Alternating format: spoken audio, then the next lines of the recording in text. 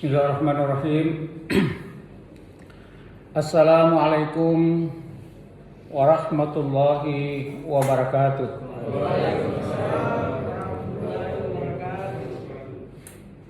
Alhamdulillah wa syukurillah wa la hawla wa la quwwata illa billah. Nahmaduhu wa nasta'inuhu wa nastaghfiruh wa na'udzu billahi min syururi anfusina wa min sayyiati a'malina. Man yahdihillahu fala mudhillalah wa man yudlil fala hadiyalah.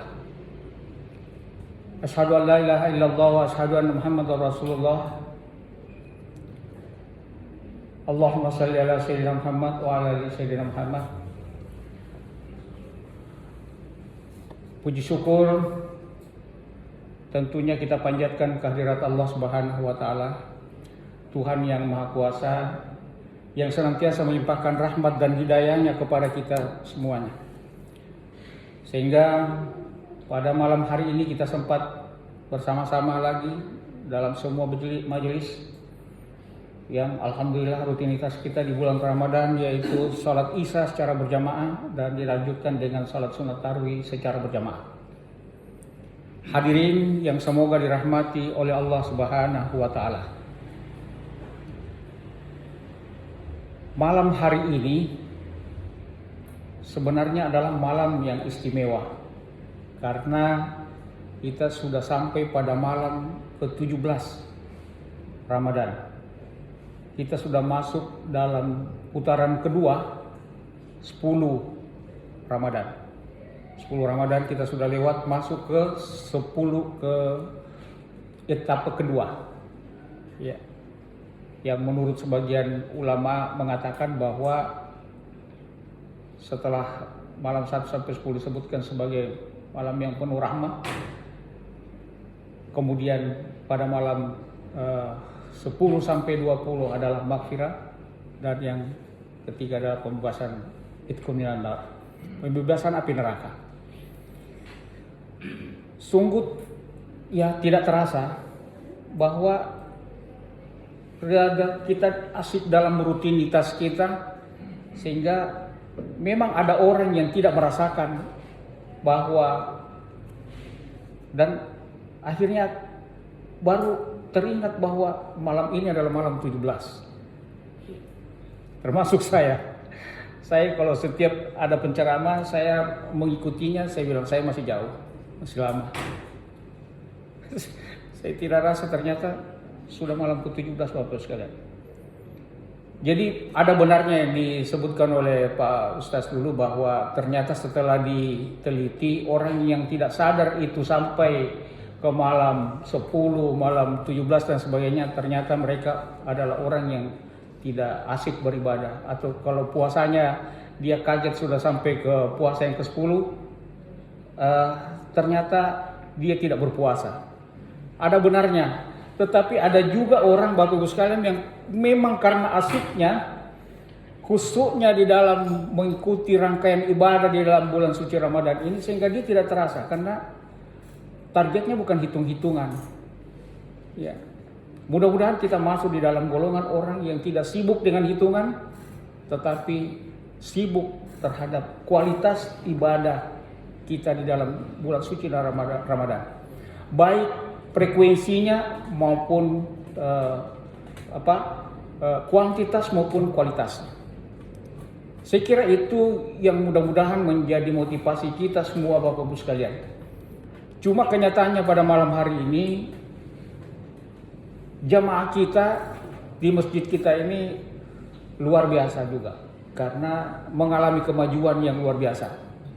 Semakin malam dan sampai malam ini semakin maju safnya. Ya, artinya semakin kurang orang yang datang. Ya tentu mungkin kita tidak suzon, mungkin ada yang karena kesibukan dan urusan-urusan lain yang penting. Tetapi sangat disayangkan. Ya, tadi siang saya mengikuti acara ceramah, disampaikan bahwa sangat merugi kita jika di dalam bulan suci Ramadan ini kita tidak maksimalkan upaya kita dalam memperkuat dan mengoptimalkan ibadah kita berikut kualitasnya.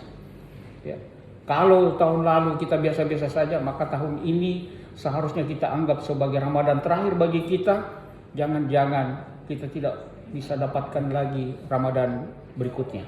Tapi kita tentu semua berdoa, mudah-mudahan kita diberikan kemampuan dengan kualitas ibadah yang bagus pada tahun ini, dan kita bisa sampai pada Ramadan tahun berikutnya. Amin, insyaallah.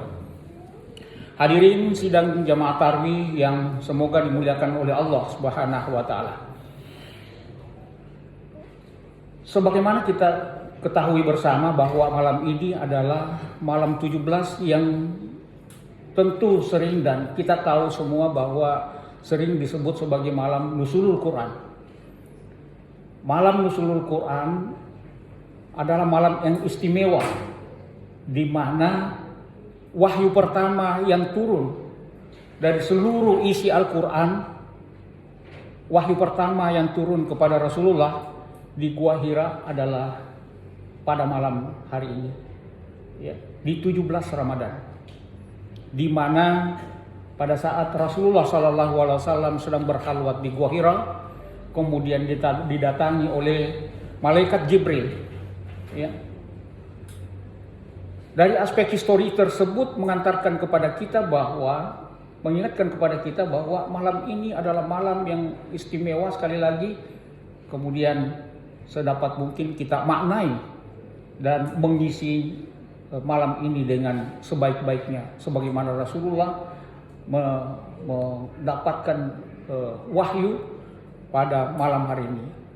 Mudah-mudahan insya Allah, ya, dalam bentuk yang lain, ya, kalau kita tidak dapat wahyu, mudah-mudahan mulai pada malam hari ini tonggak perubahan kita bisa dapatkan, ya, mulai pada malam hari ini sampai pada malam-malam berikutnya, bahkan sampai pada saat di luar bulan Ramadan dan ketemu bulan Ramadan berikutnya. Kenapa saya ingin katakan seperti ini Bapak Ibu sekalian? Karena 17 Ramadan turunnya ayat pertama ada merupakan tonggak perubahan peradaban Islam. Ya. Sebelum turun wahyu, tentu kita sudah sering mendengarkan juga bahwa kehidupan masyarakat Arab pada saat itu kita kenal sebagai zaman jahiliyah. Zaman keterbelakangan, zaman kebodohan. Sehingga turunnya Al-Quran itu menjadi pesan pertama adalah Iqra, bacalah. Kita di Rasulullah diberi wahyu sebagai peringatan, menjadi pengetahuan untuk disebarkan kepada semua umat bahwa pondasi peradaban adalah bacalah, membaca. Ya.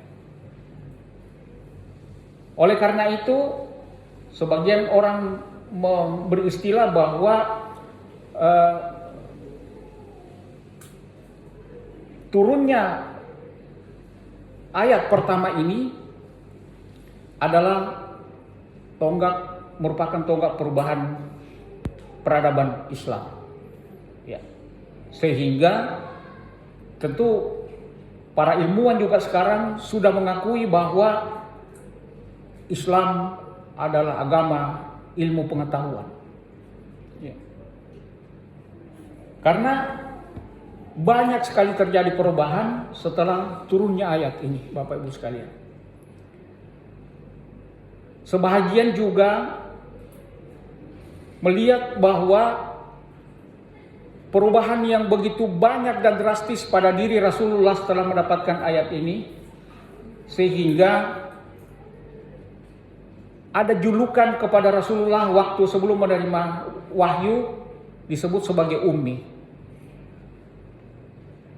Artinya Rasulullah pada saat itu masuk kategori buta huruf. Ya, buta huruf, tentu buta huruf Arab, ya. Dia tidak tahu membaca.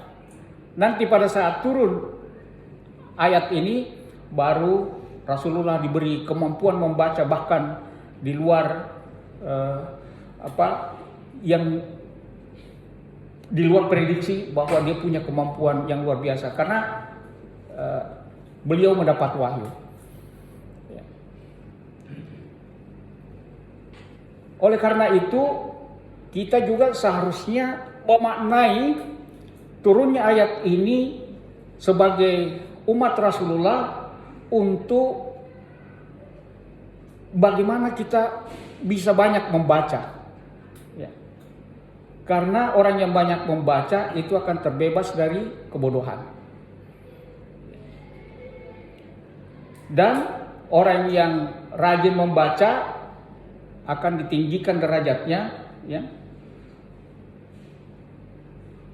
lebih tinggi dibandingkan dengan orang-orang yang malas membaca, ya.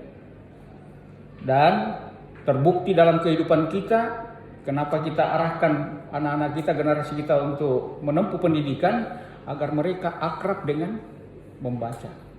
Namun sebagian kajian juga mengatakan tidak setuju kalau Rasulullah itu disebut sebagai ummi. Ya. Karena sesungguhnya Rasulullah cerdas. Orang yang sangat cerdas. Tapi mari kita maknai dengan tidak berdebat dalam persoalan ini, bahwa memang Rasulullah mungkin waktu sebelum menerima wahyu tidak sehebat pada saat setelah dia menerima wahyu. Apa yang ingin kita tegaskan pada kejadian ini Bapak Ibu sekalian adalah tentu Al-Quran itu mempunyai banyak kelebihan atau mukjizat.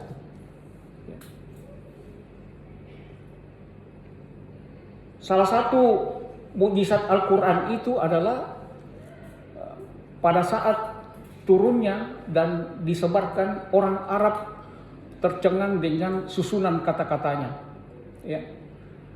Hampir seluruh berita yang diturunkan di dalam Al-Quran, perintah dan sebagainya, perintah, larangan, dan seluruh isinya itu bermakna sastra. Ya, luar biasa.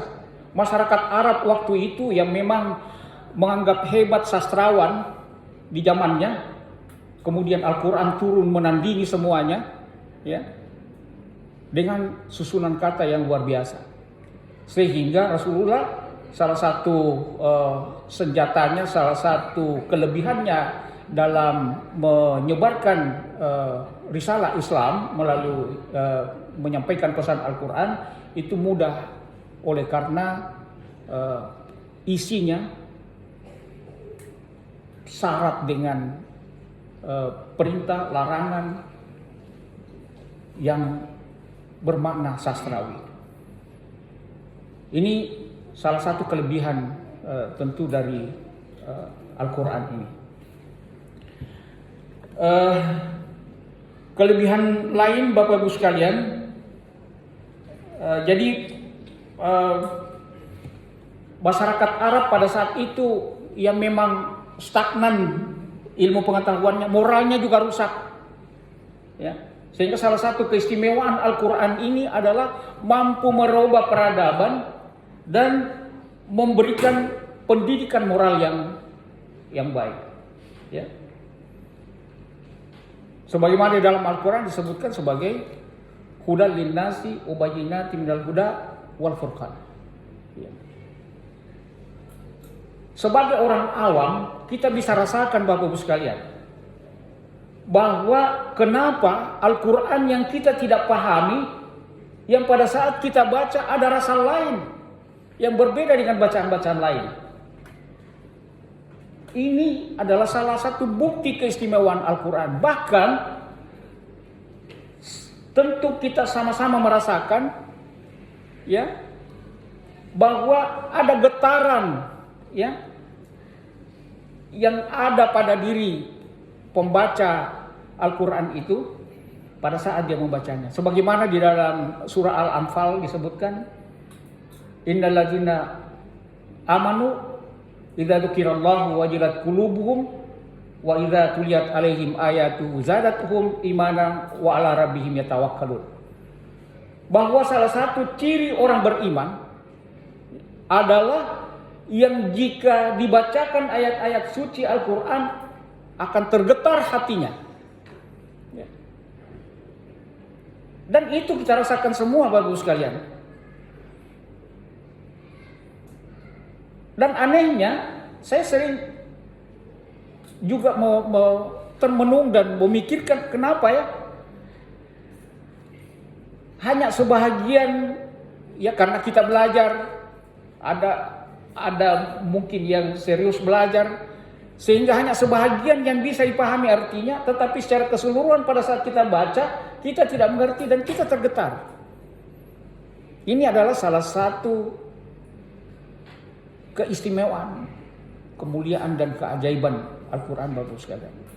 Sehingga Al-Quran juga disebut sebagai obat atau penawar dari berbagai macam penyakit. Dari jurnal yang pernah saya baca dan kemudian di sebagian penjelasan yang saya dengarkan, bahwa ada beberapa penyakit yang terkait dengan infeksi kuman, ya, termasuk kanker dan sebagainya, itu bisa sembuh dengan dibacakan Al-Quran. Yang setelah dikaji bahwa ternyata kuman itu sebagai ciptaan Allah, makhluk Allah Subhanahu wa taala, mampu diam dan tidak berkembang pada saat mendengarkan ayat-ayat Allah. Sehingga tidak salah itu kalau ada orang sakit, ya, kita perdengarkan ayat-ayat Al-Quran atau kita bacakan ayat Al-Quran. Apalagi bagi mereka yang punya suara merdu, bacaan yang tartil, dibacakan pada orang-orang sakit. Dan itu terbukti untuk beberapa kasus, ya, sembuh dan tidak terjadi perkembangan. Karena makhluk Allah yang sekecil itu pun mengerti bahwa ini adalah ayat-ayat Allah. Ini adalah keistimewaan. Insya Allah secara khusus sebentar subuh mungkin karena ada orderan, ya, bahwa perlu kajian mendalam tentang kesehatan. Insya Allah mudah-mudahan besok subuh kita akan kaji lebih dalam, termasuk puasa dan kesehatan, ya, serta zakat dan kesehatan. Ya. Ini punya korelasi dan di dalam Al-Quran syarat dengan ilmu pengetahuan, ya, yang kemudian menjadi dasar pemikiran, ya, dari ilmuwan modern sekarang. Mungkin pernah kita baca di YouTube teman-teman Bapak sekalian bahwa ada seorang yang sangat berpengaruh di Perancis, ya, yang karena benci terhadap orang Islam, maka kalau saya tidak salah Perdana Menteri, ya, yang karena bencinya terhadap Islam sehingga seluruh menara masjid dirobohkan karena dia tidak mau kalau syiar Islam itu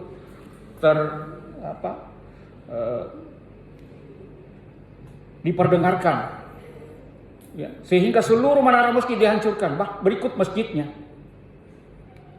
Bahkan terakhir langkahnya yang dia anggap sekalipun diruntuhkan masih tetap penyebar itu Islam, akhirnya dia pakai taktik terakhir, dia pura-pura masuk Islam.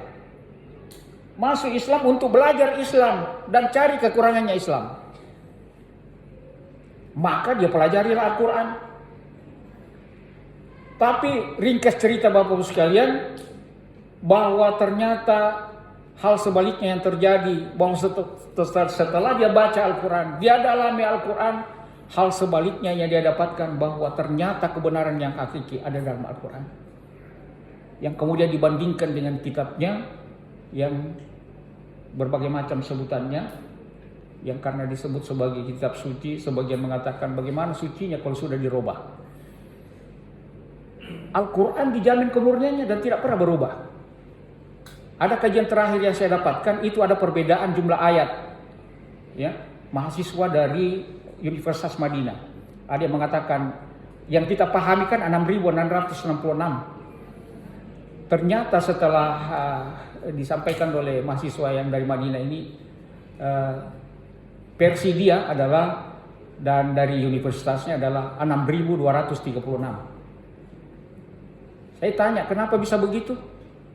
Dibilang tidak ada perubahan, yang berbeda hanya tempat pemberhentiannya, tempat titiknya yang berbeda-beda terhadap versi. Versi yang di kita memang kurang lebih 6.666. Ya. Itu lingkaran-lingkaran tempat berhentinya itu yang disebut satu ayat. Ya, itu yang berbeda. Tetapi seluruh isi Al-Quran tidak ada perubahan. Nah, kalau kita apply, memang ada perubahan dan bahkan dirubah sesuai dengan zaman yang ada. Nah, ringkas cerita bahwa tadi si pembenci agama Islam ini tadi mempelajari Al-Quran dengan sedalam-dalamnya. Terakhir keputusannya adalah masuk Islam secara murni atas pemahamannya dan pendalamannya dari Al-Quran. Luar biasa Bapak sekali. Nah, oleh karena itu sangat disayangkan kalau kita sudah orang Islam kemudian tidak mendalami Al-Quran. Tentu sekarang ini tidak ada rumah lagi yang tidak punya Al-Quran. Bahkan ada rumah yang sampai 10 Al-Quran di dalam rumahnya. Yang jadi pertanyaan, pernahkah dibaca itu? Atau tidak? Jangan sampai hanya simpanan yang rapi di dalam rak atau lemari yang tidak pernah dibaca. Dibaca pun ternyata kita juga diminta untuk bisa mentadaburi, minimal memahami artinya. Kemudian setelah itu kita aplikasikan dalam hidup dan kehidupan kita sehari-hari. Kemudian pengalaman saya Bapak Ibu sekalian, ada yang berbeda cara kita memperlakukan Al-Quran dengan orang-orang yang begitu paham dan memuliakan Al-Quran. Saya pernah satu kali waktu di Masjid Nabawi, ya, pada saat itu karena Al-Quran yang tersedia yang melingkar di tiang-tiang masjid itu, kadang-kadang saya mau baca tapi tiba-tiba habis karena semua jamaah ambil satu-satu. Oleh karena itu saya save satu, saya ambil satu, kemudian saya sholat sunat. Saya simpan di depan saya. Harapan saya bahwa nanti setelah selesai sunat, untuk menunggu salat fardu, saya mengaji dulu. Baru saya bilang Allahu Akbar, saya takbir, saya tutup mata saya, kemudian setelah saya buka hilang itu Al-Quran di depan saya. Ternyata ada orang yang sambar itu. Tidak boleh Al-Quran itu diletakkan di lantai. Jadi nanti setelah itu saya bingung, setelah saya sholat sunat, kemudian ada dari samping saya menyampaikan ke saya, ada tadi yang ambil. Karena dia di sini kita dilarang untuk menyimpan Al-Quran di lantai. Bukan lantai, di karpet. Jadi begitu penghormatannya orang terhadap mazhab Al-Quran. Sehingga itu jugalah seharusnya yang minimal kita contohi Bapak Ibu sekalian, ditempatkan di tempat yang tertinggi, kemudian kita pelajari, baca dan mentadaburinya.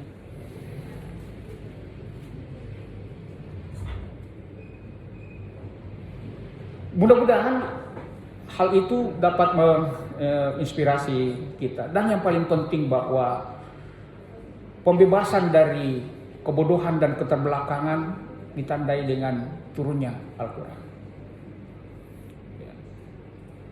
Mudah-mudahan ya, ceramah singkat ini Bapak Ibu sekalian mengingatkan kepada kita semua untuk lebih memuliakan Al-Quran, membaca Al-Quran dengan baik, memahami artinya, mentadaburi semaksimal mungkin. Ya. Pemerintah Provinsi Sulawesi Selatan alhamdulillah kemarin itu telah melakukan pesantren Ramadan leadership camp, ya.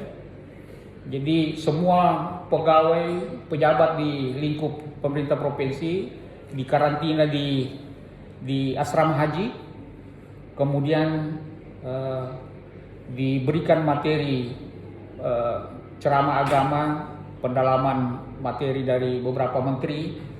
Kemudian di sore sampai malam harinya ditarget untuk semua pejabat di lingkup Pemprov, pemerintah Provinsi Sulawesi Selatan menghafal minimal juz 30.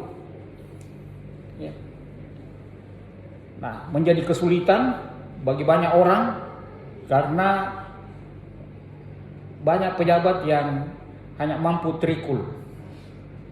Ya. 3 kul huwallahu ahad, kul huwallahu birbil falaq, kul huwallahu birbil nas. Itu yang dihafal mati. Setelah meningkat dari situ banyak yang kewalahan. Ya. Nah, alhamdulillah setelah selesai semua di atas 20. Hanya 1 minggu. Ya.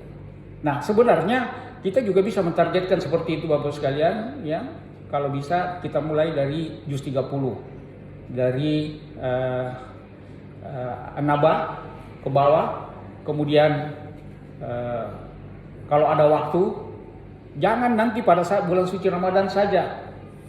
Nah, ini juga yang kemudian bisa menjadi upaya kita dalam rangka meningkatkan kualitas ibadah kita Bapak sekalian.